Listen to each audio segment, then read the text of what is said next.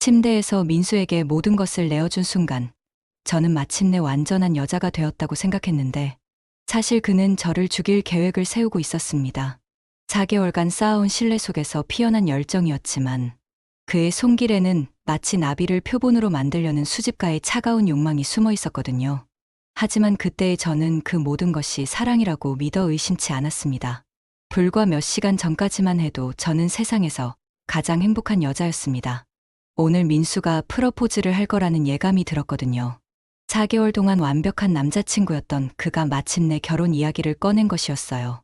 20년 넘게 연애와는 거리가 멀었던 45세의 저에게 그는 정말 기적 같은 존재였습니다. 헬스장에서 처음 만났던 그날이 아직도 생생해요. 러닝머신에서 땀 흘리며 운동하는 제 모습을 보고 다가온 그는 키 178cm의 단정한 외모에 따뜻한 미소를 지닌 매력적인 남자였습니다. 제가 45세라고 하자 전혀 그래 보이지 않는다며 진심 어린 칭찬을 했어요. 그때는 정말 우연한 만남이라고 생각했는데 지금 와서 보니 모든 게 너무나 계획적이었던 것 같습니다. 첫 달 동안 그는 정말 완벽한 신사였어요. 서두르지 않고 천천히 제 마음을 얻어갔죠. 제가 좋아하는 카페를 기억해두고 제가 힘들어하는 날에는 따뜻한 차를 가져다 주었습니다. 이상한 건 그가 제 취향을 너무나 정확히 알고 있었다는 점이에요. 제가 말하지도 않았는데 제가 좋아하는 음식, 선호하는 영화 장르까지 척척 맞춰왔거든요.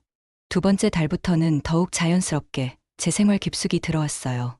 제가 혼자 산다는 것, 가족이 없다는 것, 회사에서의 위치나 연봉 수준까지도 대화 중에 슬쩍슬쩍 확인하는 듯 했습니다. 하지만 워낙 자연스럽게 해서 저는 그냥 저에 대해 관심이 많은 남자라고만 생각했어요. 세 번째 달에 들어서면서는 아예 제 일상의 일부가 되어버렸습니다. 제가 어떤 보험에 가입되어 있는지, 적금은 어느 은행에 얼마나 있는지, 심지어 제 통장 잔고까지도 자연스럽게 알게 되었어요. 카드를 깜빡했을 때 대신 결제해주면서 제 지갑을 본 것도 우연이 아니었을 겁니다.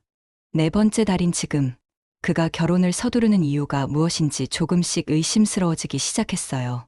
특히 요즘 들어 자꾸 몸이 안 좋아지는 것도 이상했습니다. 피로감이 계속되고 가끔 어지럼증도 느꼈거든요. 그럴 때마다 민수는 더욱 다정하게 챙겨주었지만 왜인지 그의 관심이 지나치게 느껴질 때가 있었어요. 요즘 들어 제 몸이 이상해지고 있습니다. 처음에는 환절기 감기려니 했는데 벌써 한 달째 계속되고 있어요. 아침에 일어나면 온몸이 무겁고 계단을 오르면 숨이 차며 가끔씩 손끝이 저려오기도 합니다. 병원에 가봐도 특별한 이상은 없다고 하더라고요. 혈액 검사도 정상, 심전도도 정상. 의사는 스트레스성이라며 충분한 휴식을 권했습니다. 민수는 제가 아플 때마다 더욱 다정하게 돌봐줍니다. 몸에 좋다며 가져다주는 각종 건강식품들, 직접 끓여준다는 보양식들, 그리고 피로회복에 좋다며 건네주는 비타민들까지 정말 완벽한 남자친구예요. 하지만 이상하게도 그가 챙겨줄 때마다 증상이 더 심해지는 것 같은 느낌이 들어요. 특히 그가 직접 끓여준 삼계탕을 먹은 다음 날에는 정말 심했습니다. 새벽에 갑작스런 복통으로 깼는데 마치 뱃속이 타는 것 같았어요. 화장실에서 한참을 앓고 나서야 진정됐습니다. 민수에게 말하니 너무 걱정하며 즉시 병원에 데려가겠다고 했어요. 하지만 아침이 되니 괜찮아져서 그냥 넘어갔죠. 민수가 가져오는 음식들은 정말 맛있어요. 고급 레스토랑 수준의 요리들을 직접 만들어 오는 그의 정성이 고마웠습니다. 하지만 최근 들어 그 음식들을 먹고 나면 항상 묘한 뒷맛이 남아요. 쓴맛도 아니고 짠맛도 아닌 형용할 수 없는 이상한 맛이었습니다. 혹시 제 입맛이 변한 건가 싶어서 다른 음식을 먹어봐도 정상이었어요. 그가 특히 자주 가져오는 건 허브티였습니다. 스트레스 해소에 좋다며 매일 저녁 한 잔씩 타다 주었어요. 라벤더, 캐모마일, 로즈잎 등 다양한 종류였는데 처음에는 정말 마음이 편안해지는 것 같았습니다. 하지만 며칠 전부터는 그 차를 마신 후 어지럼증이 심해지더라고요. 민수에게 말하니 아마 피로가 누적돼서 그럴 거라며 차 농도를 조금 더 진하게 우려주겠다고 했어요. 병원에서 만난 의사는 제 증상을 듣고는 현대인의 만성피로증후군일 가능성이 높다고 했습니다. 특별한 치료법은 없고 충분한 휴식과 규칙적인 생활이 중요하다고 조언했어요. 그런데 이상한 건 민수가 병원에 동행했을 때의 일이었습니다. 의사가 혈액 검사 결과를 설명할 때 민수가 유난히 자세히 물어보더라고요. 어떤 수치가 어떻게 나왔는지, 정상 범위는 어느 정도인지까지. 더 이상한 건 민수가 의사에게 제가 특정 약물에 알레르기가 있다고 말한 것이었어요. 저는 그런 알레르기가 없는데 말입니다. 의사가 어떤 약물인지 물어보자 민수는 정확한 이름은 기억이 안 난다며 대충 넘어갔어요. 그때 제 마음속에 작은 의문이 생겼습니다. 왜 그런 거짓말을 했을까? 어제는 정말 심각했습니다. 민수가 준 허브티를 마시고 1시간 후 갑자기 심장이 빨리 뛰기 시작했어요. 가슴이 두근거리고 식은땀이 났습니다. 민수는 당황하며 응급실에 가자고 했지만 30분 정도 지나니 서서히 괜찮아졌어요. 혹시 카페인 때문인가 싶어 물어보니 허브티에는 카페인이 없다고 하더라고요. 카페에서 대학 친구 수진이와 만나 민수 이야기를 신나게 늘어놓고 있었습니다. 4개월 동안 이렇게 행복했던 적이 없다고, 정말 운명 같은 사람을 만났다고 말이에요. 수진이는 처음에는 흥미진진하게 들으면서 사진도 보여달라고 했어요. 저는 기꺼이 민수의 인스타그램을 보여줬습니다. 운동하는 모습, 맛있는 음식 사진들, 멋진 풍경들이 가득했거든요. 그런데 수진이의 표정이 점점 이상해지더라고요. 크로를 내리며 한참 들여다보더니 고개를 갸우뚱했어요. 수진이가 지적한 건 정말 이상한 패턴이었어요. 민수의 SNS에는 여자들이 너무 자주 바뀌고 있었다는 거였습니다. 2년 전에는 어떤 여자와 사진이 엄청 많았는데 갑자기 다 사라졌고 1년 전에는 또 다른 여자가 있었대요. 더 이상한 건 댓글들이었어요. 수연이 보고 싶다거나 미애 언니는 요즘 어떻게 지내는지 묻는 댓글들이 있는데 답글이 하나도 없었거든요. 저는 처음에는 별거 아니라고 생각했습니다. 연애 끝나면 사진 지우는 사람들 많잖아요. 과거 연인들과 연락 안 하는 것도 당연한 거고요. 하지만 수진이는 뭔가 더 찾아보더라고요. 그러다가 충격적인 기사를 발견했어요. 1년 전에 갑작스럽게 세상을 떠난 32세 여성 수연 씨의 기사였는데 남편이 발견했다고 나와 있었습니다. 차이는 급성 심부전. 그 남편의 이름이 김민수였어요. 6개월 후에는 또 다른 여성 미애 씨의 부고 기사도 있었습니다.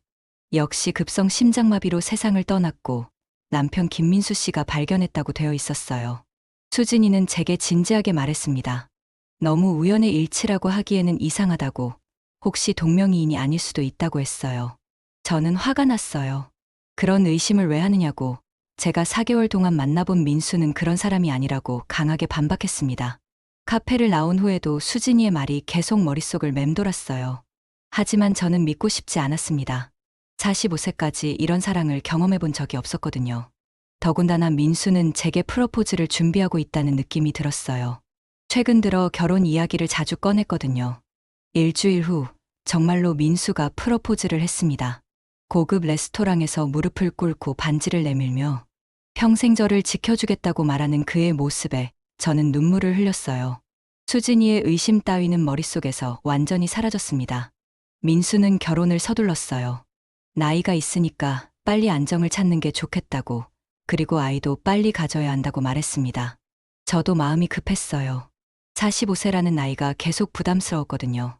더 늦기 전에 가정을 꾸리고 싶었습니다. 준비 기간은 단 2개월이었어요. 민수가 모든 걸 척척 준비해줬습니다. 웨딩홀 예약부터 드레스 선택, 허니문 계획까지. 저는 그저 그의 선택을 따라가기만 하면 됐어요. 심지어 보험 수혜자 변경까지도 그가 알아서 처리해줬습니다. 부부가 되면 당연한 일이라고 하면서 말이에요. 결혼식 전날 밤, 수진이가 마지막으로 전화를 걸어왔어요. 정말 축하한다고, 행복하게 잘 살라고 말했습니다.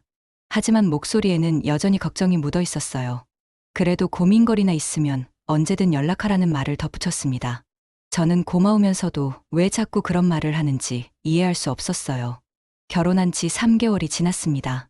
45세에 찾아온 이 늦은 사랑이 얼마나 소중한지 매일 느끼고 있어요. 민수와의 하루하루가 꿈만 같습니다. 아침에 눈을 뜨면 제 옆에서 자고 있는 그의 모습을 보며 이 모든 게 현실인지 믿기지 않을 때가 많아요. 어젯밤에도 우리는 서로를 간절히 원했습니다. 민수의 따뜻한 손길이 제 몸을 어루만질 때 마치 봄날의 햇살이 얼어붙은 대지를 녹여내듯 제 마음 깊숙한 곳까지 따스함이 번졌어요. 그와 하나가 되는 순간 저는 마침내 완전한 여자가 된 기분이었습니다. 45년 동안 기다려온 이 순간을 위해 모든 외로움이 존재했던 것 같았어요. 사랑을 나눈 후 민수가 준비해온 특별한 차를 마셨습니다. 임신에 도움이 된다며 한의원에서 특별히 지어온 거라고 했어요. 쓴맛이 강했지만 아이를 위한 일이라고 생각하며 꾹 참고 마셨습니다. 그런데 이상했어요. 그 달콤한 사랑의 여운이 채 가시기도 전에 몸속 깊은 곳에서부터 무언가 잘못되었다는 신호가 올라왔거든요. 새벽 2시쯤 갑작스럽게 깼습니다. 가슴이 두근거리고 식은땀이 흘렀어요.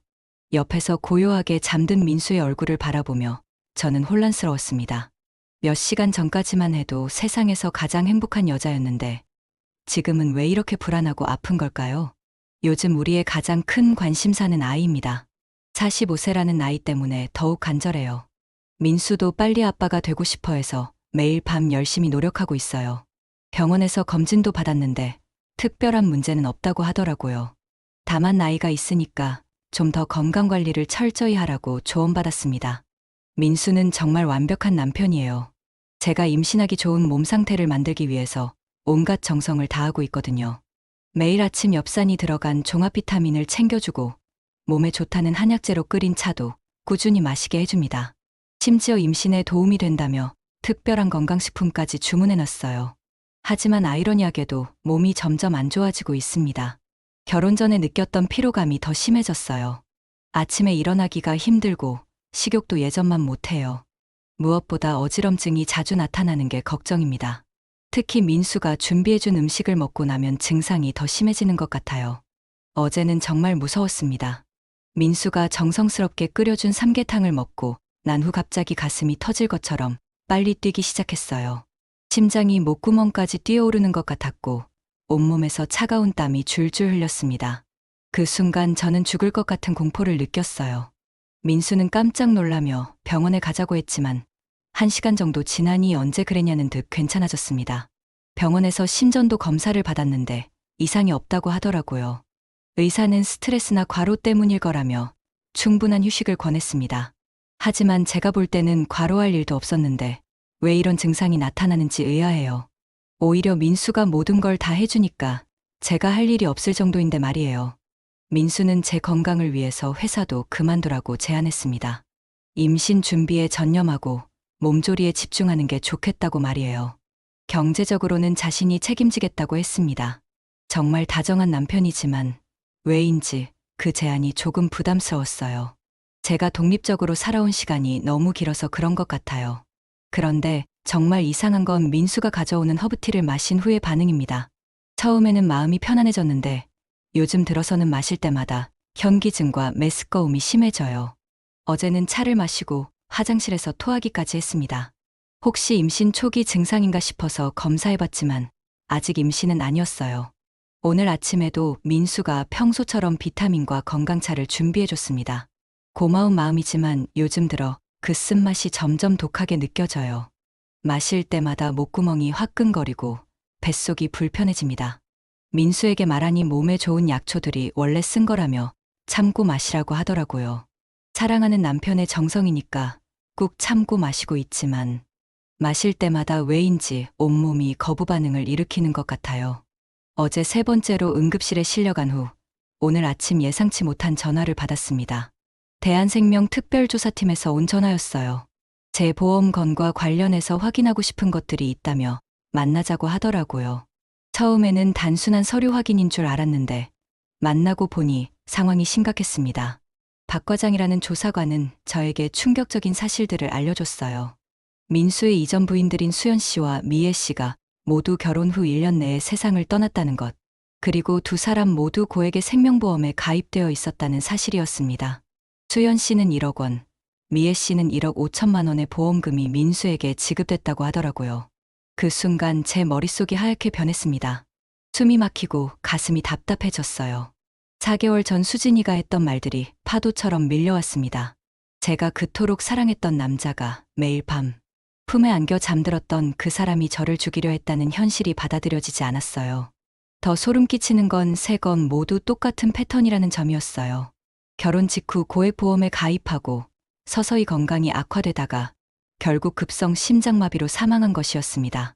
보험사들 간의 정보 공유를 통해 민수는 이미 블랙리스트에 올라 있었고 제 1억 원 보험도 주의 대상이었다고 했어요. 저는 울음이 터져 나올 것 같았지만 꾹 참았습니다. 대신 온몸이 떨렸어요. 제가 매일 마셨던 그 쓴 허브티, 몸에 좋다며 챙겨준 비타민들, 사랑한다며 속삭였던 그 입술이 사실은 죽음을 가져다 주는 독이었다는 걸 깨달았거든요. 조사관은 제가 결혼 후 바로 수혜자가 민수로 변경된 점, 그리고 최근 응급실을 자주 찾는다는 기록을 보고 우려가 된다고 말했습니다. 특히 제 증상들이 이전 피해자들과 너무 유사하다는 점을 지적했어요.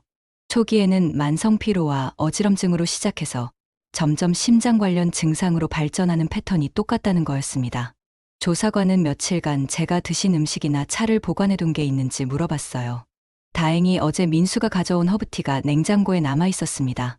그걸 바로 검사기관에 의뢰했고 24시간 내에 결과가 나온다고 하더라고요. 집에 돌아와서 민수를 다시 바라보니 모든 게 달리 보였습니다. 저녁을 준비하며 흥얼거리는 그의 모습이 이제는 악마처럼 느껴졌어요. 다정한 미소 뒤에 숨겨진 차가운 계산, 제 건강을 걱정하는 척하면서 실제로는 더 많은 독을 투여하려는 시도들, 제가 회사를 그만두라고 한 것도 외부와의 접촉을 차단하려는 의도였다는 걸 이제야 알겠더라고요. 그날 밤 민수는 평소처럼 저녁을 준비해왔습니다. 몸에 좋다며 새로운 건강차도 가져왔어요. 하지만 저는 이제 알고 있었습니다. 그 차 안에 무엇이 들어있는지 말이에요. 최대한 자연스럽게 행동하며 차를 받았지만 마시지는 않았어요. 대신 화장실에 가는 척하며 몰래 샘플을 따로 보관했습니다. 다음 날 아침 조사관에게서 전화가 왔어요. 허브티에서 디지털리스라는 독성 물질이 검출됐다는 거였습니다. 소량으로는 심장 박동을 불규칙하게 만들고 다량 섭취 시에는 심장마비를 일으킬 수 있는 위험한 물질이라고 했어요. 이전 피해자들에게서도 같은 물질이 발견됐다고 하더라고요. 그 순간 저는 바닥에 주저앉았습니다. 4개월간 저를 사랑한다고 말했던 그 입술로, 평생 지켜주겠다고 약속했던 그 목소리로 매일 죽음을 마시라고 권했던 거였어요. 제가 그토록 바랐던 아이, 행복한 가정의 꿈까지도 그에게는 그저 완벽한 범죄를 위한 연출에 불과했던 거죠. 사랑이라고 믿었던 모든 순간들이 거짓말이었다는 현실 앞에서 저는 완전히 무너져 버렸습니다. 보험사와 경찰의 합동 수사가 시작된 지 일주일 후 민수는 결국 체포되었습니다. 그가 온라인으로 주문한 디지털리스 구매 기록, 제가 제공한 허브티 샘플의 독성 검사 결과, 그리고 이전 부인들의 부검 재검토까지 모든 증거가 그를 향하고 있었어요. 더 이상 부인할 수 없는 상황이었습니다. 체포되는 순간까지도 민수는 저를 사랑한다고 말했습니다. 모든 게 오해라고, 자신은 제게 해를 끼칠 생각이 없었다고 주장했어요. 하지만 그의 눈빛에서는 이미 차가운 계산만이 남아 있었습니다. 사랑이라는 가면을 벗어던진 그의 진짜 모습이었죠. 수사 과정에서 드러난 민수의 진실은 상상 이상으로 끔찍했습니다. 지난 5년간 총 2명의 여성을 살해했고 저는 3번째 타겟이었어요. 그는 외로운 중년 여성들을 체계적으로 물색해서 접근했습니다. 헬스장, 문화센터, 온라인 커뮤니티까지 다양한 경로를 통해 말이에요. 가장 충격적인 건 그의 준비 과정이었습니다. 저를 만나기 전부터 이미 제 신상 정보를 다 파악하고 있었다는 거예요. 직장, 연봉, 가족관계, 심지어 제가 자주 가는 카페까지 미리 조사해뒀더라고요. 헬스장에서의 만남도 우연이 아니라 치밀하게 계획된 것이었습니다. 저는 병원에서 정밀검사를 받았어요. 3개월간 지속적으로 독을 섭취한 결과 심장과 간에 상당한 손상이 있었습니다. 의사는 조금만 더 늦었다면 정말 위험했을 거라고 말했어요. 회복에는 시간이 걸리겠지만 생명에는 지장이 없다고 해서 안도했습니다. 친구 수진이는 저를 꼭 안아주며 울었어요. 자신의 직감이 맞았다는 걸 증명하고 싶지 않았다면서요. 그때 제대로 말리지 못한 게 후회된다고 했지만 저는 오히려 고마웠습니다. 수진이의 경고가 없었다면 저는 아무것도 의심하지 못했을 테니까요. 법정에서 민수와 마지막으로 마주쳤습니다. 그는 여전히 잘생긴 외모를 유지하고 있었지만 예전의 따뜻한 미소는 온데간데 없었어요.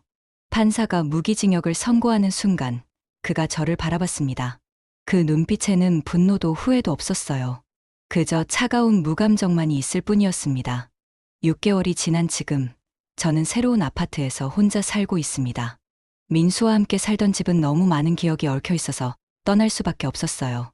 처음에는 모든 남자가 의심스러웠고 사람들과의 만남 자체가 두려웠습니다. 하지만 상담 치료를 받으면서 점점 회복되고 있어요. 무엇보다 제 자신에 대한 믿음을 되찾았습니다. 45세의 나이에 찾아온 사랑이 가짜였다는 사실이 처음에는 절망적이었어요.